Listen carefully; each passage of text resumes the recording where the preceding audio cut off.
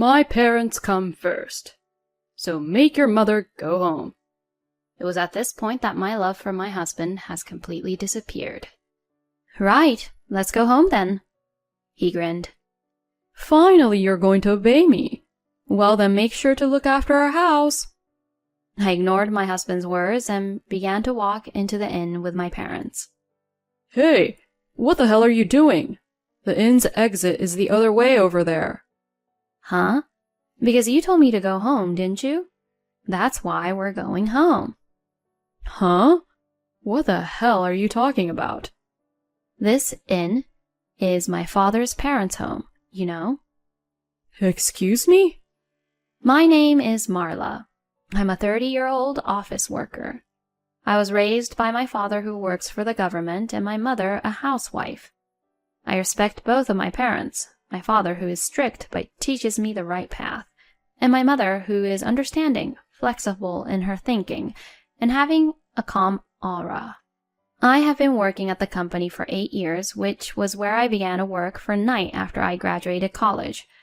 After 8 years working as an adult in the society, as one would expect, one experiences many things. I married my husband Chris when I was 25 years old. When I was 27, I gave birth to our first child, our son, Aaron. After taking maternity and childcare leave, I returned to work and now work as an office worker, while raising our son and taking care around the house. Although my husband is kind in some ways, there are some things I like to complain about. First of all, Chris basically doesn't do any of the housework. I don't blame him for not being able to cook well. My husband lived at his parents' house all his life until we got married, so he has never cooked on his own. However, I would like him to do at least the laundry and cleaning around the house, which anyone can do as soon as they learn them, but he always puts the responsibility onto me by saying, Marla, you always get it done quicker than me, so... At first, everyone is slow, but as you get used to it, you'll get faster at it too. I would explain that to him, but he would give vague answers and eventually not do it. And around that time, I became pregnant and went back to my parents' home to give birth at a local clinic near my parents' house. I had hoped that while I was gone away, Chris would at least learn to do his own housework during that time. But apparently my mother-in-law had moved in and taken care of the house chores while I was gone.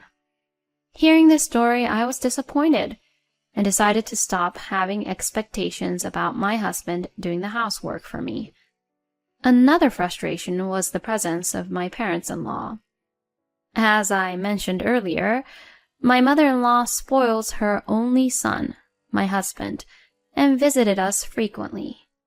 She also seems to think that her adorable only son was taken away by me, his wife, and she would always glare at me. Marla, what is this? What the heck is this dish? Well, obviously it's curry. I know that it's curry. Huh? Then why would she even ask me that question? Where are the meat? Huh? The meat for the curry. You want Chris to eat a curry without any meat?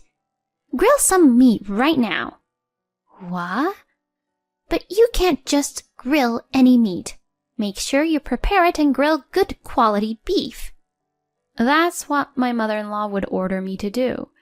We didn't have kids at the time, so the burden was a little less, but it was still difficult on me physically and mentally to hear my mother-in-law say such troublesome things to me, especially after work. Oh, it's curry with meat today. Please eat as much as you like, honey. I grilled lots of meat for you, Chris. Yay! This is the best. Thank you. But I was the one who cooked it, though. My mother-in-law was smiling and serving the food to my husband as if she took credit when I was the one who put all the time and effort into making it. When my husband once said, I'm glad I get to eat a lot of my mom's cooking even if we get married, I indeed snapped at him when it became just the two of us. Your mother says whatever she wants and just only orders me around, but she doesn't actually cook anything, you know? If you say something stupid like that again, I won't cook for you anymore. Okay, I'm sorry. For my husband, he seemed to think that I suddenly snapped at him and was quite surprised at that time. But on the contrary, it seemed to have a positive effect, and after that, when my mother-in-law served food in front of my husband, Chris would also ask, saying, Did Marla cook this? And every time I would reply, yes, I cooked it.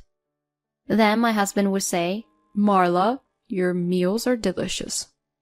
I thought at the time that he was a person who could understand if I say it properly, but this in turn made my mother-in-law jealous. Marla, I'll cook today. What? Saying that, my mother-in-law bought a lot of ingredients. That's a lot. Are you okay?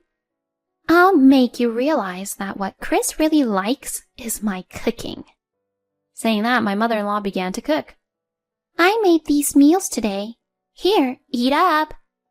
Oh, wow, it's steak. Mom, your steak is really delicious as always. My husband ate it happily. Seeing this, my mother-in-law said with a look of triumph, See, my cooking is better than yours, isn't it?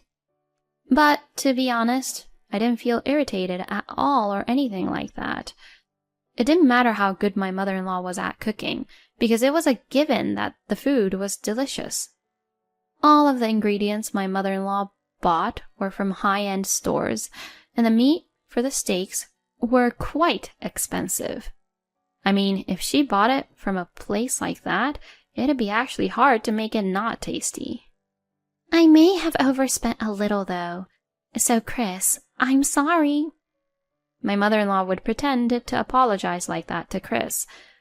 My husband, who does not do any housework and doesn't really care about food expenses, said, Oh, it's fine. Marla is managing the household budget. And told me to pay for what his mother bought today. I was astonished when I saw the receipt she gave me. It had cost $200 for just one meal.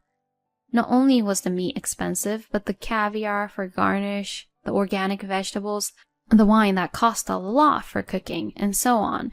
The way she spent the money was just reckless. After that, I decided to try not to spoil my mother-in-law's mood and tried to be nice to her. Then my mother-in-law got into a good mood and stopped causing trouble.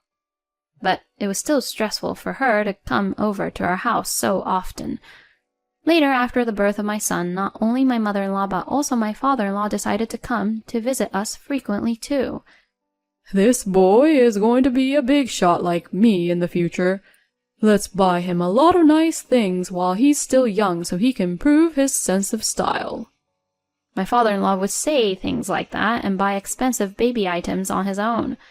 When I say, I think something a little cheaper would be fine, he gets angry and won't listen, saying, What if that makes his taste worse? And wouldn't listen to me. I wanted to ask my husband for help, but he was too busy being with my mother-in-law to help me out. My husband, being the insensitive husband that he is, didn't really understand that I was in trouble. When my son was newborn, my father-in-law was still working, so he only came on weekends. But this year, my father-in-law is retiring. If that happens, my father-in-law will definitely come to see my son on weekdays as well. I shudder just thinking about it. Incidentally, this year is my mother's 60th birthday. I wanted to do something for her to thank her for raising me. I wanted to do whatever she wanted, so I went home for the first time in a while and asked my mother, Is there anything you want to do for your upcoming birthday? You don't have to worry about it. You're busy too, aren't you? No way. It's your 60th birthday, so let me celebrate it properly. That's right. Thanks to you, honey, I've always been able to live comfortably. Let me thank you properly at a time like this. My father said that, and my mother laughed in embarrassment.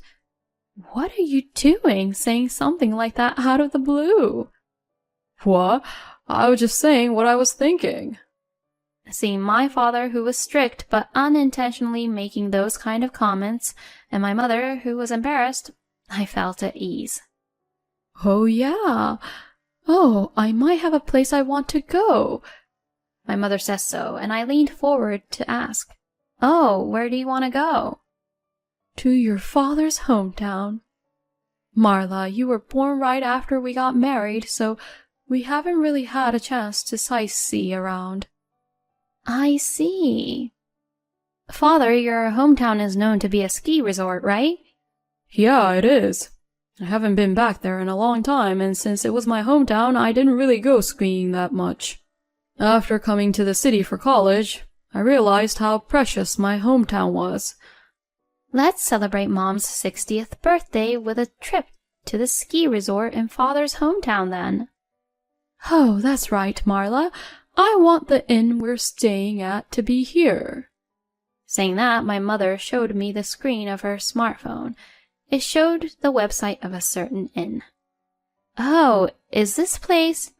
Yes, it is. You might be too small to remember.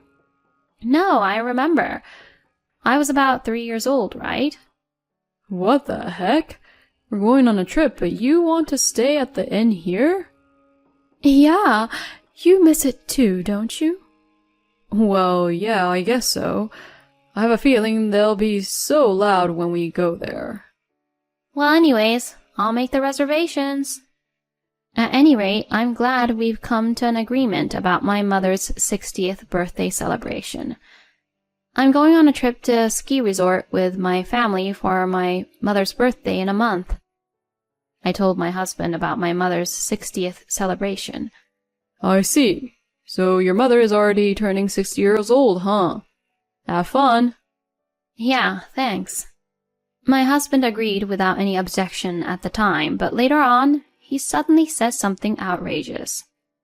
For the ski resort trip to your mother's celebration, we're going to join you. What? What do you mean, we? We, meaning my mom, my dad, and I, will join you all. You know what I mean, right? Now, wait a minute. Why are you deciding that on your own? It's my mom's 60th celebration, okay? You're supposed to at least ask if you can take your parents, right? Even if you tell me that, both my parents are already in the mood for it. The ski resort we're going to stay at is a popular, luxurious inn that's been featured in magazines and on the TV, right? They were saying that it's not fair that you guys are the only ones going to it. Huh? What do they even mean by that? It sounds like they don't even want to celebrate my mom's 60th birthday. It's just that they feel like they're missing out and are trying to force us to go with them too. That's not true. I'm sure they want to celebrate. No, I don't think so. Then if I tell you we're not going on this trip and we're only just having a celebration dinner, will your parents even come to that? And would you even come? Well, that's... My husband's stuttering attitude indicated the answer. See, you all just want to go because of that ski resort. Knowing that, I don't want to take you guys with us. How dare you treat my parents like that?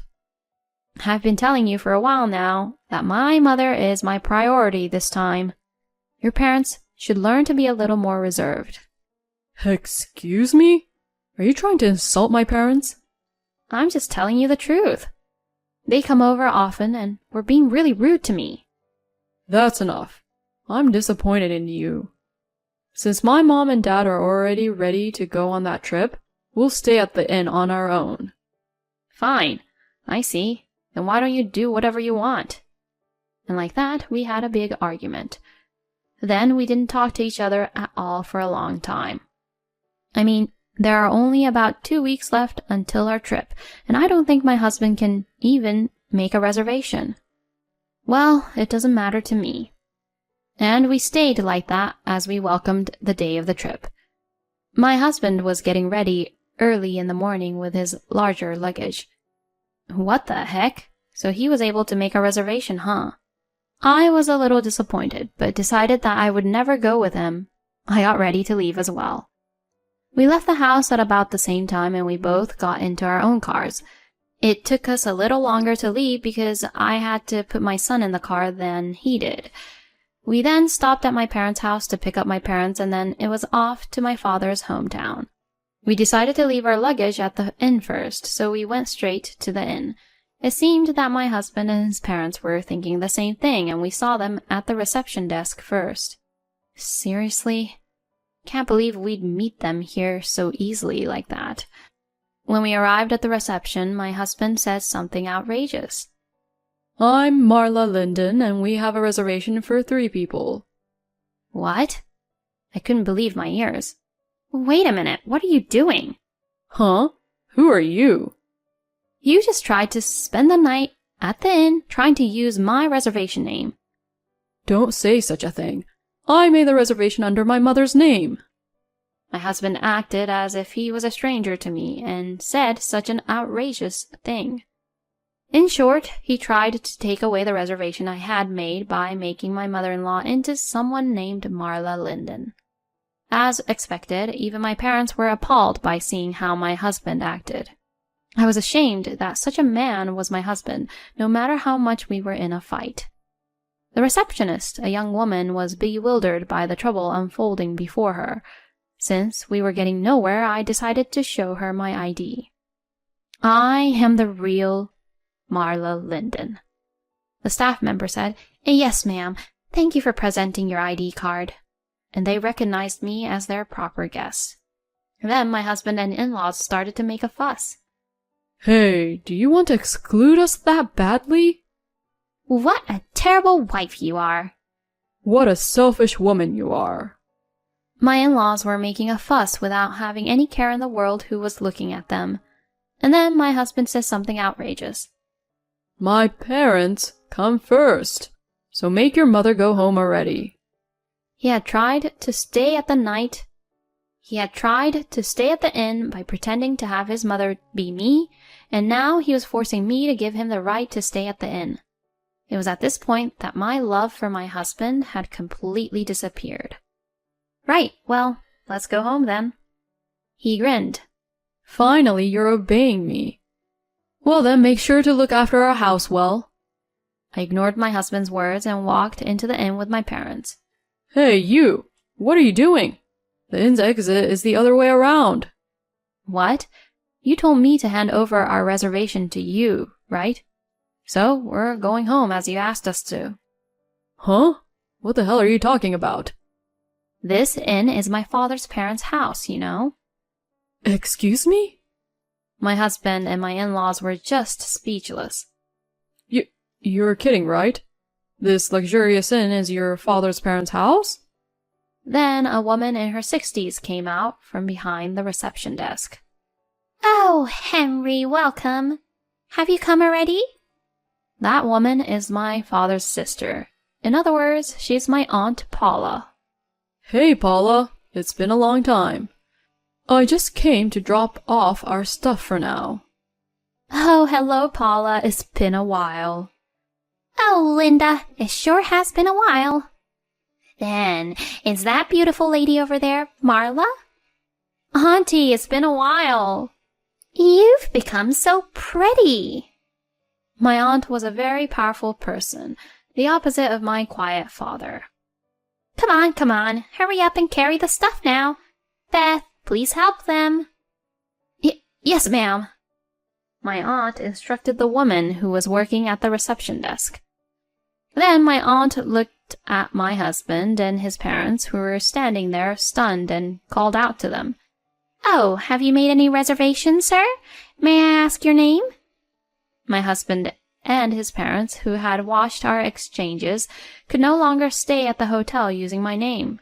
But my parents-in-law didn't care. We had made reservations to stay with Marla, you see. That's right. There should have been a reservation for 6 people.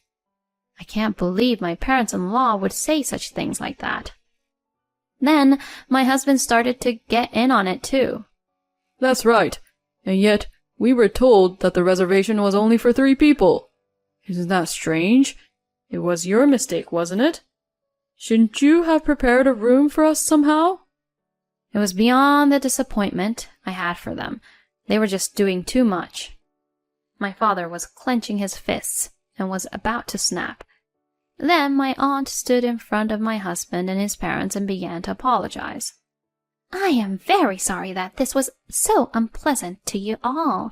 However, in order to provide the best hospitality, our inn can only accommodate a maximum of 3 people in any room. Therefore, I think that the statement that there should have been a reservation for 6 people is incorrect, sir. My parents-in-law and my husband's faces turned pale. If you are still not convinced by this, I have the recorded data of the voice call when Marla Linden made the reservation. So, if you don't mind, I can check that too if you like. When my aunt said this with a dignified expression, my parents-in-law and my husband flinched and said, We might be mistaken, and left right away. Oh, Auntie, you're cool. I don't know what that was, but I felt like I shouldn't have invited them in.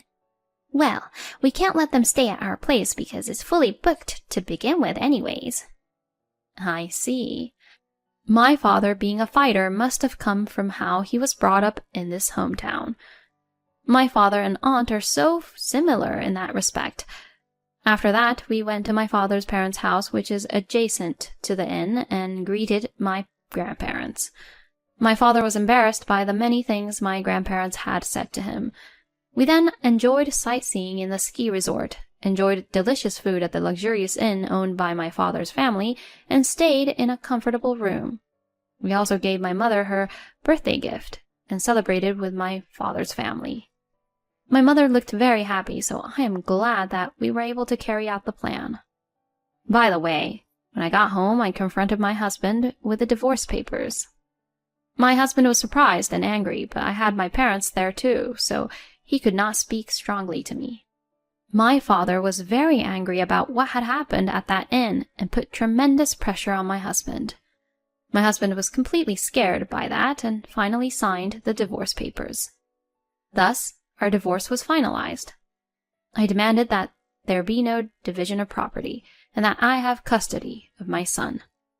Of course, I also demanded that my husband pay child support.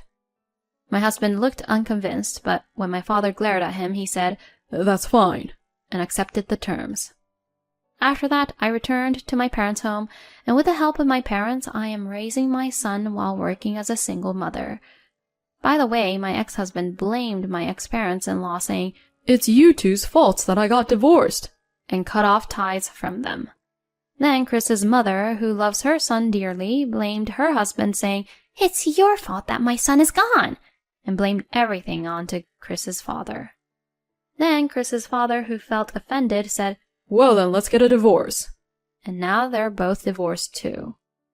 I didn't think it would end up like that, but it was hilarious, and I think they all got what they deserved.